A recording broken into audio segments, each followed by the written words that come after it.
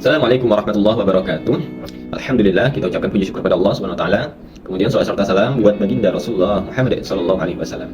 Allahumma shalli ala Muhammad wa ala ali Muhammad. Perkenalkan, saya Rizky Febrio.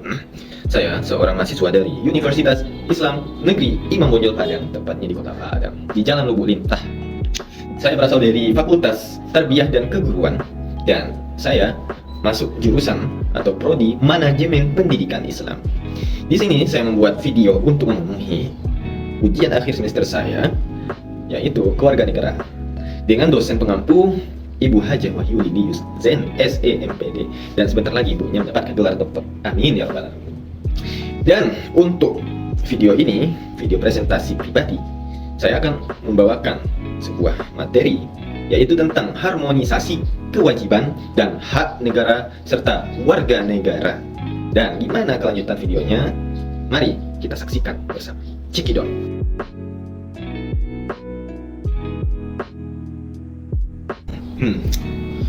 Mengenai tentang konsep dan urgensi. Jadi konsep yang pertama mengenai hak. Kita harus tahu hak itu apa dan kewajiban itu apa. Jadi hak adalah kuasa dalam menerima sesuatu, atau dengan arti kata lain, hak itu adalah milik, keinginan, atau kewenangan dipunyai oleh tiap individu-individu, di mana tidak ada pihak lain ikut campur di dalamnya. Dan apabila hak tersebut atau milik, keinginan atau wewenang tersebut tidak terpenuhi, maka bisa dituntut secara paksa. Kemudian kewajiban. Kewajiban itu apa? Kewajiban adalah sebuah beban untuk memberikan yang sesuatu semestinya dibiarkan atau diberikan oleh pihak tertentu, dan tidak juga pihak lain dapat mengganggunya.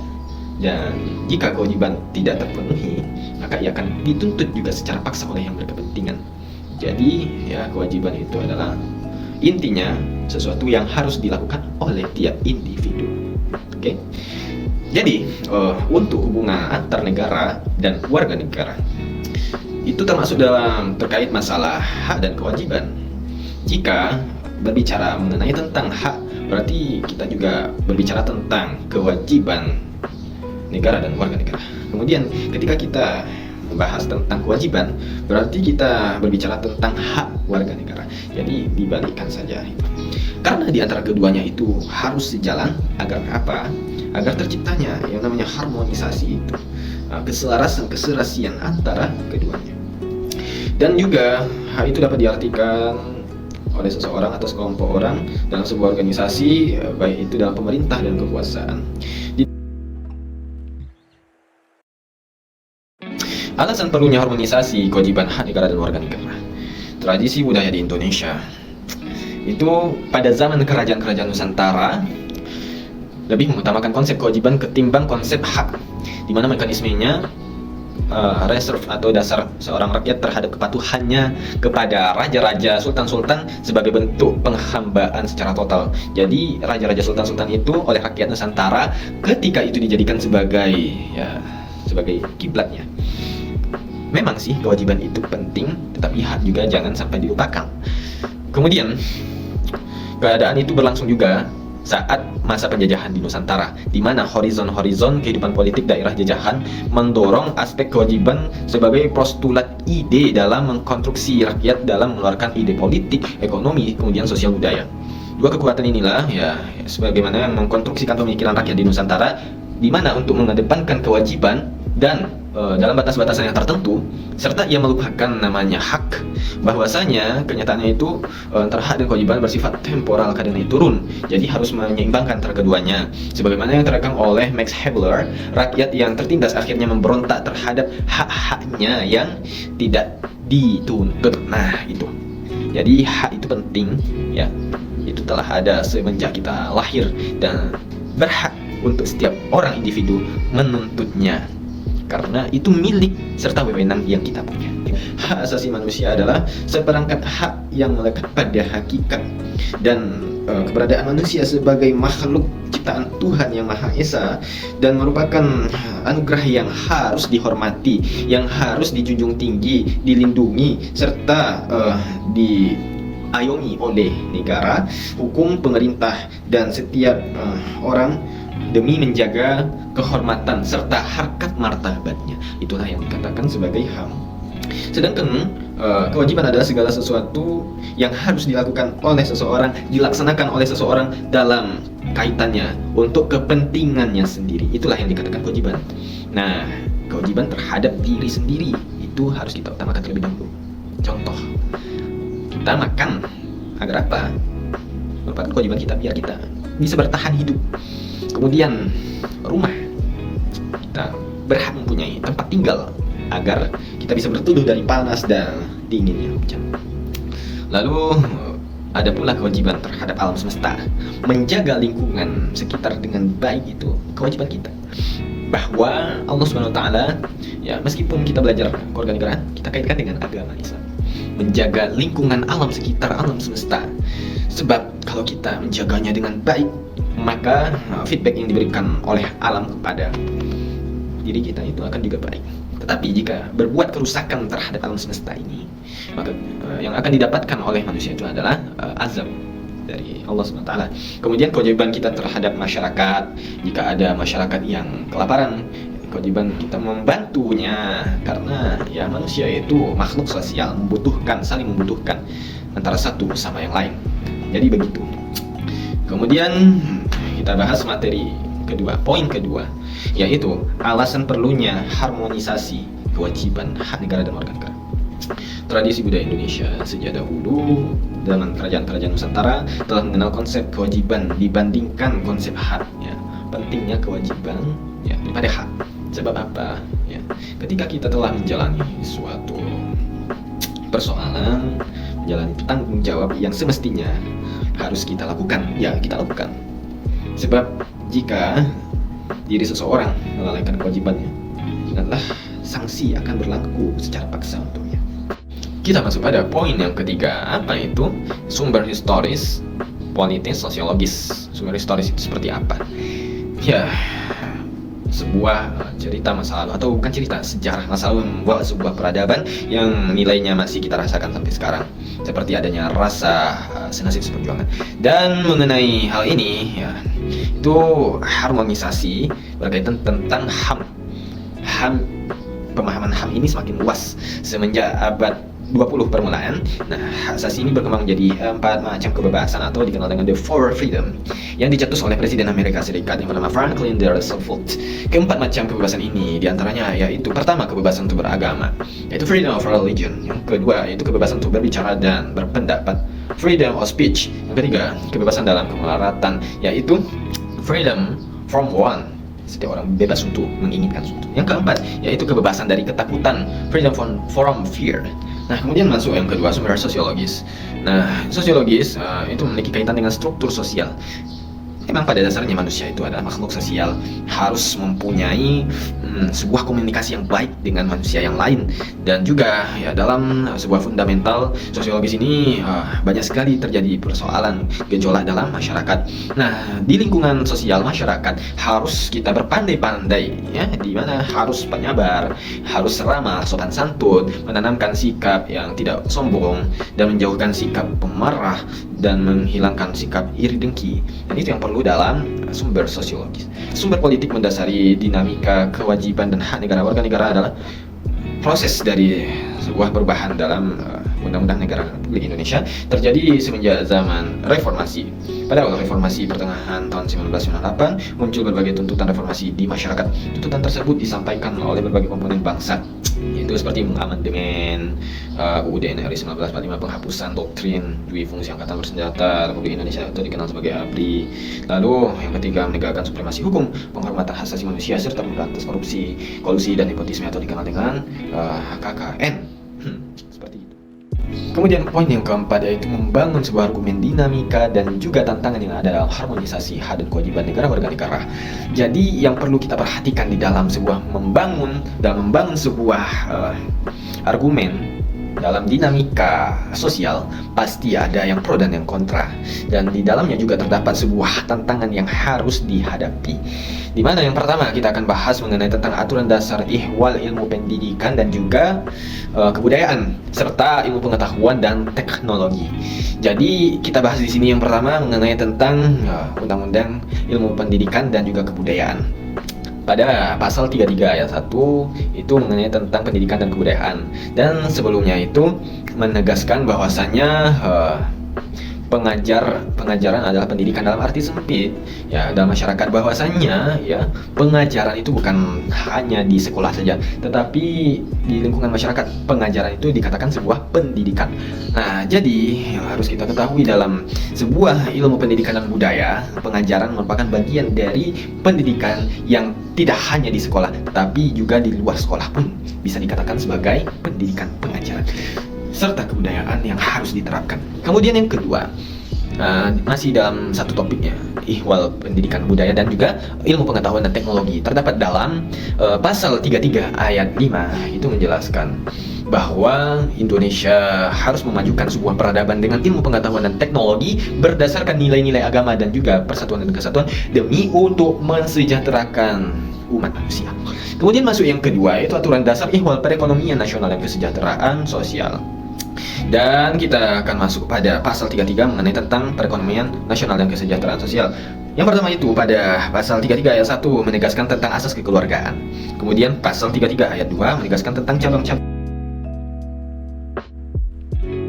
Yang ketiga, pasal 33 ayat 3 yang menjelaskan tentang bahwa bumi, air, dan kekayaan alam yang terkandung di dalamnya itu adalah harus dikuasai oleh negara untuk kebutuhan hidup masyarakat di dalamnya.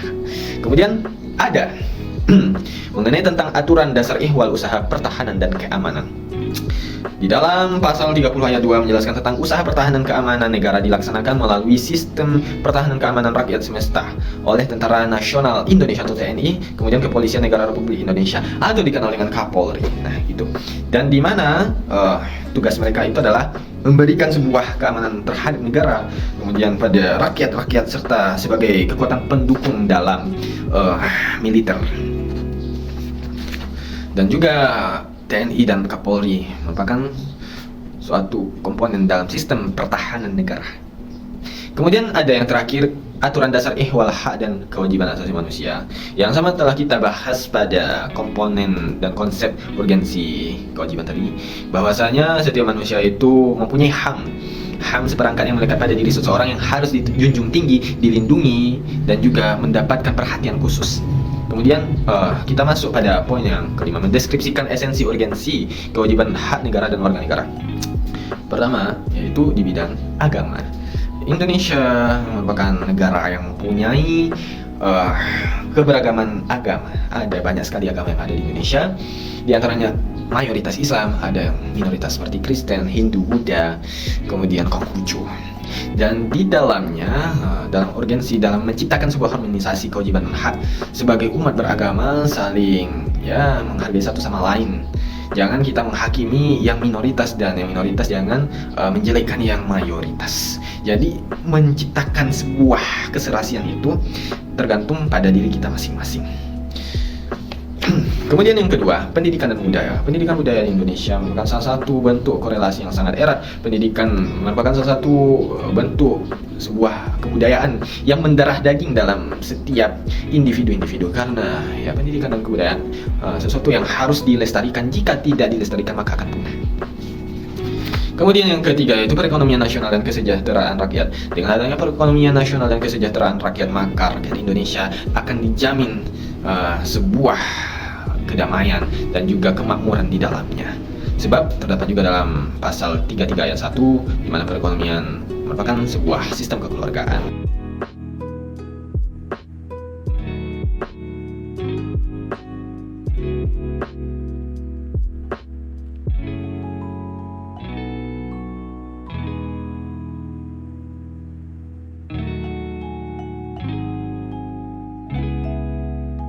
Sama kita jelaskan pada